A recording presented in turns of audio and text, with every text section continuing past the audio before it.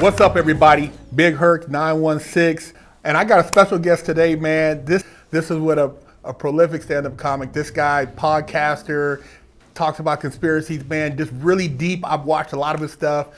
Appeared on the show years ago. We were able to reconnect, and I had to do this one in person.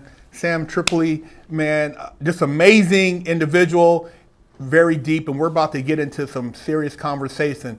Sam, let's kick it off with telling the people about how you grew up, where you're from, man. Sam Tripoli, I'm from upstate New York. I have wonderful parents. And, you know, I grew up in upstate New York, and my dad was always like kind of just trying to convince me to get out of upstate New York. So that was always in the back of my mind, and I always wanted to do something before. My best friend, I have a bunch of friends, we all still talk. There's like 8 of us on a text thread, and one of my friends is Tony Dorado, and he told me I always wanted to do more. Like when I was a kid, all I wanted to do was be the first white player on John Thompson's Georgetown Hoya team, because it was only black guys. Yeah. And like I discovered basketball through Patrick Ewing, and all I wanted to do was do that. So I always had aspirations, and you know, and I got class clown in 6th grade. Then I got class clown as a senior, because from the moment I realized I existed in the universe, I wanted to make people laugh even before I knew that was something. So as soon as I graduated, I moved to Vegas, and I basically created the Las Vegas comedy scene. When I showed up, there was one open mic every other week, and then I created so there was a show every night. Moved to LA, got picked up at the Comedy Store, and then through just a series of just craziness and podcasting, I came up with a show. I always talk conspiracies. I was raised by very paranoid people.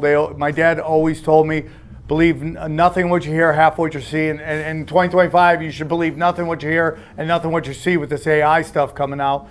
And so I was always into conspiracies through college. I was reading Noam Chomsky about manufacturing cassette. So anyways, I want to do a new podcast. And I was really into the Hillary Clinton, Bernie Sanders stuff, like she kneecapping him. So I started a podcast, and I was like, what name should I go with?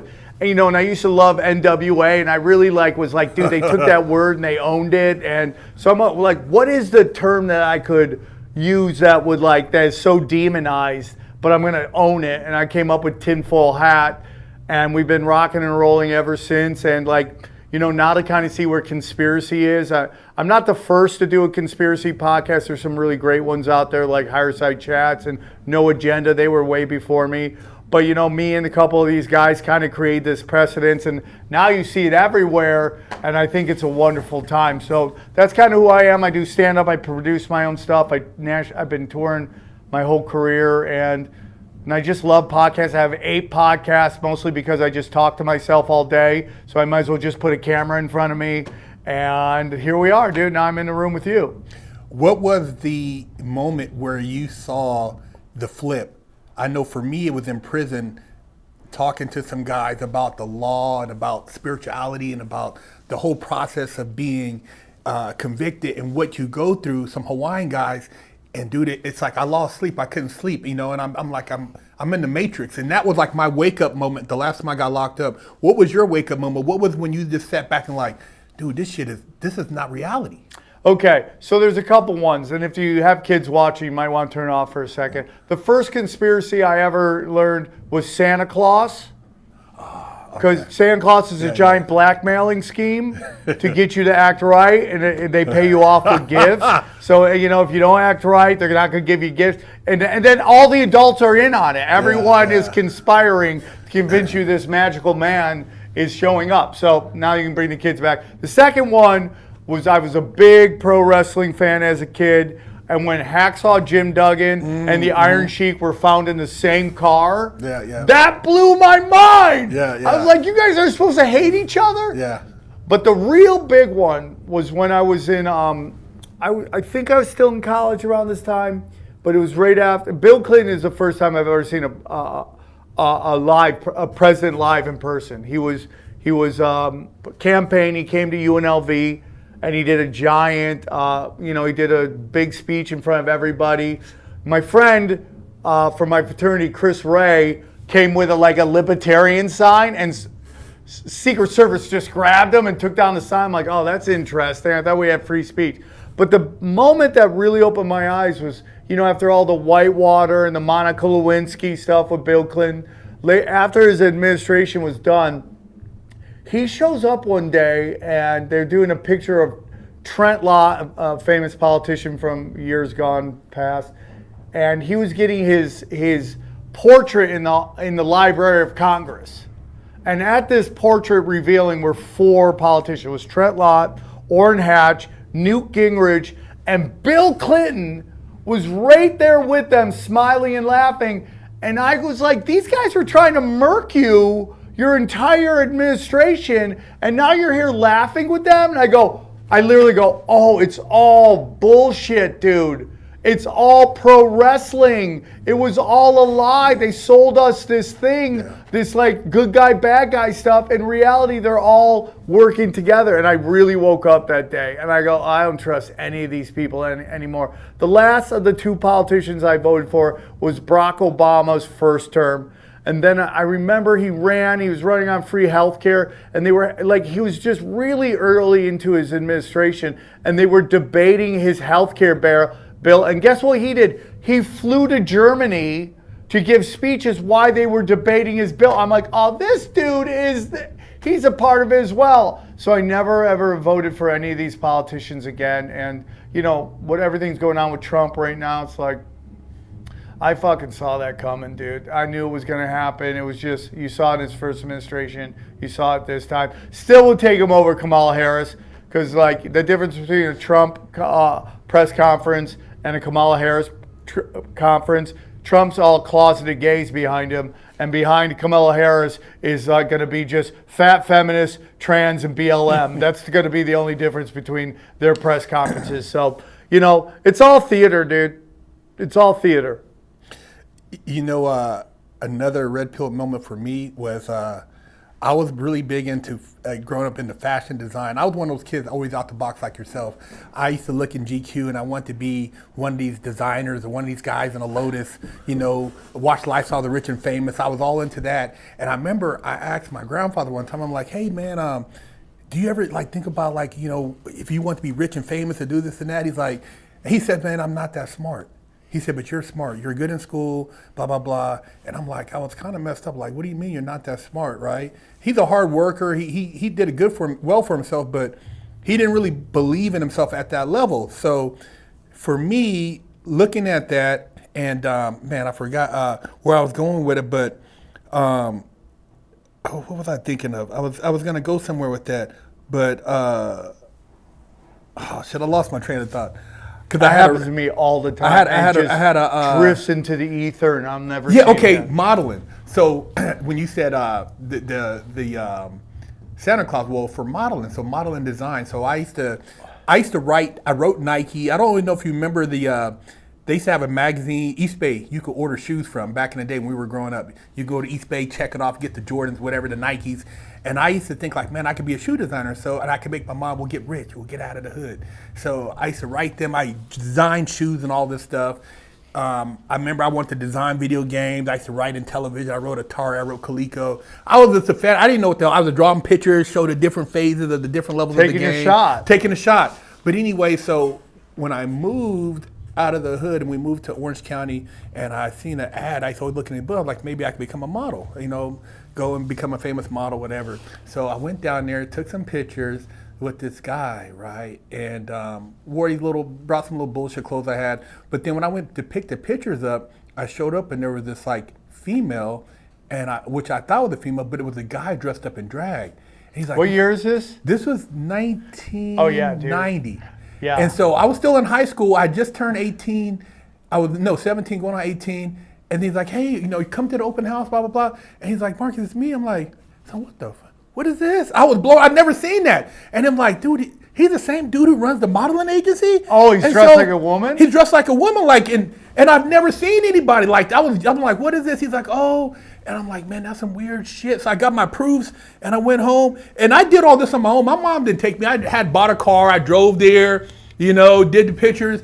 But I'm like, shit, that was some weird shit, right? And then I went to, I was gonna go to Fashion and Design Institute, and I went there, and a lot of the students were like these, I'm like, and my stepdad looked at me, I'm like, dude, do I really want to get in design? I mean, what is this shit, you know? Dude. And I had nothing against gay people. I just didn't know that that's what that industry entailed. I thought you could be a good looking dude. You know, I was decent shape. I could be, you know, whatever. So, you know, fast forward, and I remember going on an audition and trying to get back into the game later on. I'm like, man, I got to transition out of adult and get into like the regular, I want to be a regular model. And I remember meeting this guy, and he told me, he's like, dude, when you go on these auditions and they tell you to take your shirt off, just get completely naked. I said, what do you mean? He said, man, just trust me, you'll get the gig, just get naked when they ask you to take your shirt off. And I went to an audition off of Sunset, and it was in these dudes, I don't know who it was for like an underwear thing, not even underwear, just showing your top, right? So I went in there and they said, you can take your shirt off. And I took my shirt off and they just kind of paused and looked at me. And I looked at them, I gave them the look, they gave me the look. They said, you can put your shirt back on, right? And then I left and went down into the lobby. There's a couple, I was only black, there's a couple white guys, and one dude pulled up in a Corvette. He's like, I'm like, damn, this dude, he's always working, man. And so they have a party for the guy who's a photographer who has a lot of connections with FHM and men's, the other magazine that was popular. And the dude, we're at a club on Sunset, or a Hollywood Boulevard, and I remember pulling up, and I'm there with my fiance at the time, and all the dudes in the middle, and all the dudes are dancing around them. They're dancing, and I'm looking like, hey, Frank. He was like, what's up? And he's all happy. I'm like, fuck, man, what is this? Yeah. This is what I got to do to be down? Yep. I had no idea, bro. Yeah, dude. Yeah. I mean, they position themselves in all sorts of positions of power, dude. Especially that where you're around good-looking people. That's a big thing. Everything's sexual. And it also gets into like, you know, there's only so many opportunities. The supply is way bigger than the demand. So once you have that kind of PowerPoint, you can manipulate stuff. It's like, how bad do you want this? Like, what are you willing to do it? And like, you're hearing that a lot with the rap game right now. You know, it's all coming out. You know, it's like, you know, you look at how many of these guys are down low. It's kind of crazy, but there's so many rappers out there. You got to find the people willing to do whatever you want. And it's you know, even when you start getting into politics, it gets even darker because you're controlling purse strings. So it's like they only want their people in there, and it goes, you know, and depending on where you are in history, what is taboo at that point. You know, there was a time when, like, if a guy stepped down his wife, that would be a career ender. Well, as we get more and more lax with the social norms, it's got to get weirder and weirder. And that's why you see all the Epstein stuff going on, because that's how you can control people. Before we jump into Epstein, what do you think about that comment Obama said about his gay professor? Oh, dude, Obama's a total gay guy. He's 100% gay. Did you ever see the interview with the guy who said he smoked crack? That story is so insane. I know. And it's hilarious when you listen to the guy. The guy's just in town. He's like some rich guy, but he's staying at a Motel 8. He gets a driver. He's like, I'm looking for some action. The guy knew exactly what he was talking about, which was crack. And then he makes one call, and it's Barack Obama. And somehow Barack Obama comes in. They're smoking crack, and they're getting weird together. And it's like the craziest story, but it's just true. And like Obama is Obama was it's like what Thomas Sowell says, you know, and I'm paraphrasing here, but it's like, in a culture demands perfection, only liars can thrive. And like, you know, as we're sold on change, I'm gonna make change, and this guy's a Bush. Yeah. Like Obama's a Bush. Yeah, that's his uncle. And then you see what his grandpa did to his mother, which was basically pimp her out as an MK Ultra sex kin. And people call me liars. It's 100% true. His dad, along with George Bush Sr., kind of built the CIA into what it is today. And he used his daughter as an MK Ultra sex kin to seduce men they wanted to compromise. And it's like, Barack Obama's mom was like the first, like, e-thought, dude. Like, there's all these pictures of her naked on the internet, dude, from way back in the day. And she seduced people to compromise them. And then, so Barack Obama, we sold that he's, you know, because he's the first black guy to run. like he's not part of the club when he's a straight up Bush, dude. I think that he was one of the biggest conduits to issue in a lot of what we see with the racial divide, the whole LGBTQ movement, because people looked at him and he was almost like the perfect vehicle, light-skinned, black guy, can appeal to whites, appeal to blacks, well-spoken, from Chicago, had all the flair, from the talk like he's from the street, from the hood, but didn't really go to the hood and all this stuff. And it was the cold smoke screen, man. This guy came in and was able to gather up the support of the people and, dude, drop more bombs than anybody, drone strikes on people, American citizens, didn't do shit as far as policy for anything in the black community, pushed all these other agendas. Now we have kids going to Barnes and Noble and they got books openly where when we grew up, dude, you would get punished for that. Yeah, 100%. Dude, you heard about a dude, he was getting beat down. Yeah. Was it no moving into a neighborhood, dude, you better not. Black magic, dude. Yeah. That's what it really is. And, Barack Obama and Michelle Obama, a lot of people don't know this, but allegedly they were disbarred in Illinois. They weren't allowed to practice law because of some shady stuff they did. But of course that gets covered up. They push him out. And then you watch his first election. They rigged it for him because, we're coming off of the George Bush administration. Everyone hates old white guys. We're tired of them. They're warmongers. Who do you put good-looking Barack Obama up against? John McCain, who is the epitome of rich white warmongers, and he wins in a landslide because everyone's tired of it. And you're right, dude. I mean, this stuff coming out right now that Tulsi Gabbard's pushing, which is this Russiagate stuff, the Obamagate Russia state, it's 100% real. And it is 100%, 1,000 times worse than Watergate. But the timing is being used because the Epstein list and all that stuff. If you study that Russiagate stuff, basically what Barack Obama and Hillary Clinton did is they tried to frame an elected president with the goal of unseating him and inserting her in. Yeah. And there's no real mechanism to do that, but they didn't care at that point. And they made up the whole Russia. What they did was they planted a guy named Carter Page on Trump's. Well, it starts actually that Hillary Clinton does some polling to find out what people don't like about her. And they don't like that she sold uranium to the Russians. And that was done on purpose because what they had hoped was they would give the Russians uranium. Then the Russians would give uranium to the Iranians. And then they could say, oh, dude, we got to go to war with them because they got uranium. It was all a ploy, right? So they did polling and they found out that people hated that Hillary Clinton sold uranium to the Russians in the Uranium One deal. So they go, okay, and it's old saying, accuse your opponent of what you're guilty of. Accuse your enemy of what you're guilty of. So then they came up with the idea, we're going to frame Trump as a Russian collusion. So what they did was after Trump won, they were shocked, I believe. They were shocked, so they had to come up with something to do. So they came up with this idea, they're going to connect him to Russia because people hate that stuff. So they put a guy on his transition team called Carter Page. Well, Carter Page was being investigated for allegedly some shady Russian ties. So what they did is they put him on. Now, here's the crazy thing. Carter Page was also working for the Clintons back in the day. So he had Clinton ties. They put him on Trump's transition team for him to become president.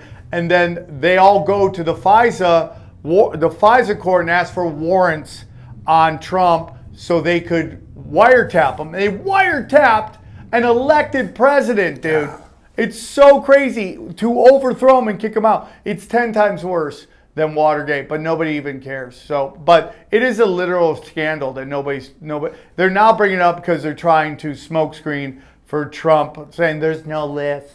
There's no list, even though he ran on that forever. Now about the list, somebody was telling me that he could possibly be using the list to blackmail the people who try to kill him.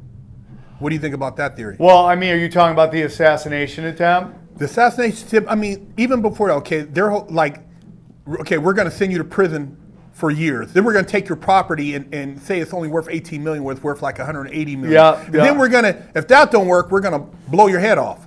You know, because people say it's staged, but I mean, I find it hard to believe that anybody would trust somebody with an assault rifle at a 200-300 yards. Well, let's just take a look at all these cases. How many of them stuck? None, right? You're like, is he that good, or was it done on purpose to kind of rally everyone behind him that, hey, they're going after him too? Like, and he would say that. They're coming after me because they're going to come after you. Yeah, like, I remember that. Kind of rallies that. everybody. The shooting, listen, I've been studying conspiracies forever. And one thing I've learned is when they have these high impact events, they have multiple layers to ensure it happens. 9/11, you have everybody fighting about 9/11 because they all have their theory. And the truth is, all of them might be true. They're all layers to ensure that the job gets done. Like when you look at the JFK assassination and you look at the plaza, people don't realize so many of those people there are hired assassins.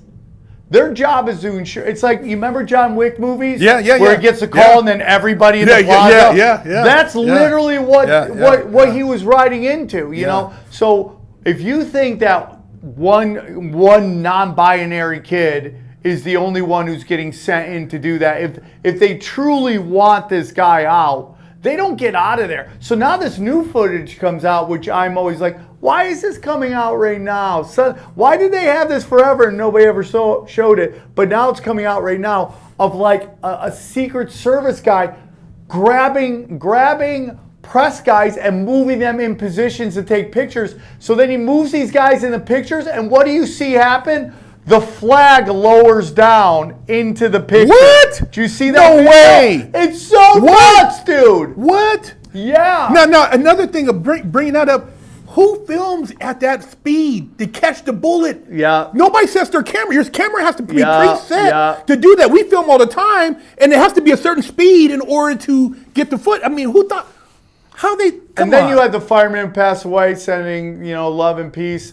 They'll take somebody out just to make it look real. They don't even care about that. We're all cattle to them. So everything is a rich man's trick. Everything is sorcery, dude. Like, everyone loves Harry Potter and everyone loves Lord of the Rings. You're living in a much more calm version of that.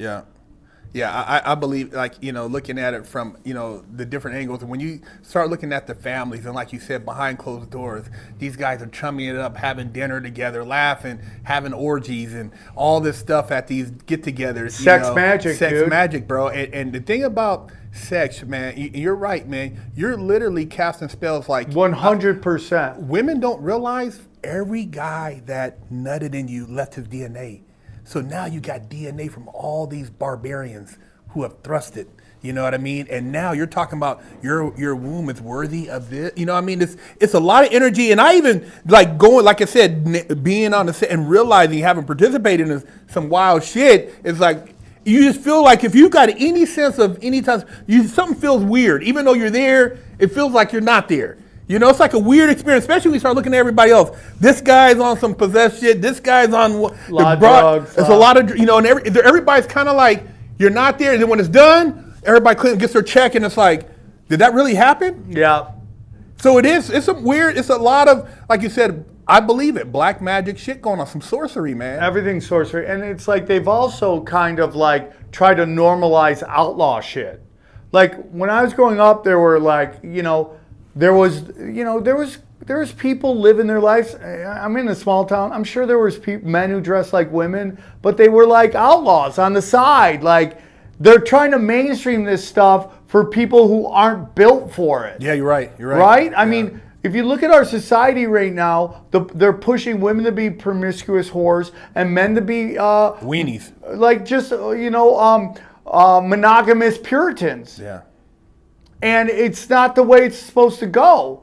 And it's just, I got in a debate with my co-host one time because we were debating, Islam versus West. And, I've known a lot of Muslims. They've been very kind to me, obviously. Wahhabism is the extreme version of all that stuff. And, I'm all for free will. I'm all for free will. You should have the free will to do whatever you want. Because you look at the Middle East, you're like, oh, they can't drive, they can't vote. The voting thing sounds great, but they can't do any of that stuff, right? And we go, that's bad, which it is, right?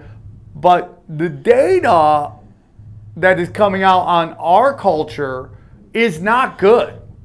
It's not good because it's not just free will. It's free will with powerful psyops convincing you to use that free will against yourself. So I'm all for, like, everyone should be, you should have a dream, you should be able to follow, you should be able to do what you do. But the data's coming out, it's disastrous right now. Our institutions are crumbling. You know, the nuclear family's dying. People are getting farther away from God. The birth rate is, boom, starting to crash and burn. And once you get to a certain point, if your birth rate's so low, you can't come back from that. Yeah, they're saying in another 20 or 30 years, Japan won't exist. Yeah. They're not having no kids. And there was I seen on the internet a study where if you can't, it's 1.9. If you can't get past that, if you're below that, your civilization, your culture will die out. We're at 1.8 in America. Yeah, 1.8. So it's another 40, 50 years, and you see it. And they said, I think Islam is like 3 points. It's No, dude. This thing came out in Europe. Like if you go like Italy, it's like 1.2. You go to Germany, it's 1.3. In Europe, the average Muslim woman is having 8 kids. Yeah, I see. Yeah, right. Yeah, 8 kids. It's absolutely. They're not doing abortions and nothing. No. No. Yeah. And it's just again, it's just like I love free will. Everybody should have free will, but something is happening and we're getting into this point in this country where our programming is overriding our basic instincts, our basic drives. You know, when you have people thinking, I don't want to have kids because I like my life and all that stuff, something's going on that's overriding your desire to pass your genes on. Yeah. And even if you look at what's going on in the Middle East and Gaza, and like we have basic instincts in us to protect kids at all times. If you're at a park and a kid's getting hurt, it doesn't have to be your kid. You're like, hey man, you okay? Hey dude, what's going on here? Is this kid okay? But you have people talking about how like newborns are terrorists. That is the product of major programming going on, that it's overriding your own basic instincts. And you see that left and right. Women want to care more about jobs and having children, but then you study like the elderly, like who are like in hospice, and you ask like, what's your biggest regret? They always say I work too much. And now you have women going, I just want to focus on my occupation.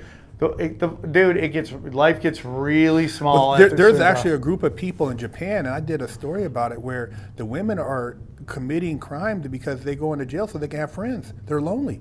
Dude, nobody's banging Japanese chicks. Nobody's banging the Japanese. Nobody wants to have kids. It's crazy. Yeah. China, same thing. No one wants to bang Asian chicks. What's going on here, Well, dude? they said they got rid of so many females that just by sheer numbers, there's going to be over, I want to say how many, I forgot how many millions, I want to say it's in the tens of millions of Chinese men who just because they cannot find a wife. There's not enough women. Yeah. Because they got rid of so many women, because remember they were getting rid of the girls, that there's so many surplus of men that they can never find a woman. That's crazy, man. It's so nuts, and that's just communism, dude. There's this crazy story going on right now about people are talking about China's population, right? So we've always been told it's 1.4, but I've been watching a lot of like videos on people who visit China, and they're always saying the same thing. It's empty. There's no one around here. The ghost cities. And we were sold that the ghost cities were, they built it. Yeah. But you're like, now you're starting to hear that these cities are empty. So I've been watching like these videos, and they're doing data from from the UN, the WHO, all these things, and they're saying the numbers are weird. They say the actual number of probably the amount of Chinese in 2019 was 900 million people, not 1.4 billion. And that's still a lot of people. Yeah. But now they're doing data after all the COVID stuff, and they think that China's population could be down to 400 to 500 million people. And it's based on kids in schools. It's based on the amount of funeral homes has skyrocketed. It's quadrupled. And then the amount of salt that China is bringing in from Japan has been cut in half. So you're like, and we already know that the Chinese murked 100 million people during the colored revolution. Yeah. Right? And like nobody talks about that. Mao just murked almost 100 million people. Yeah. So It's crazy what's going on over there, dude. Yeah, because I was looking at that same thing you're talking about, where it showed it's supposed to be 100 million, and they got people in the city. It's big, this massive, like looks like that movie with Leonardo DiCaprio, where this is a city that's empty. And he said right across over there is Singapore. He said in this city there's only 10,000 people. He said it's creepy. He had the whole pool and he's looking around. There's like nobody there, and you're thinking like they built this city and nobody's there. Why would you build the city? Yeah. It doesn't make sense. Like they Yeah. said, oh well, people didn't move there. Yeah. No, they disappeared. Yeah. Bro, it's Where'd empty. they go? That shit is crazy. I Dude, seen that it's too. crazy. Like, what is that? That's Communists don't care, dude. no, people They in the don't middle of the care. night to snatch you up. Yeah. I mean, we saw crazy videos of like having these vehicles spraying like houses. Like, what was in that? We saw them trying to like weld in doors. Yeah. It's definitely, and they said during that, what we're talking about. They said that more people died than World War I, World War II, and the Vietnam War combined. So a lot of, and that's just what they say. We don't know the actual numbers, but yeah, that shit is crazy, man. When I see stuff like that.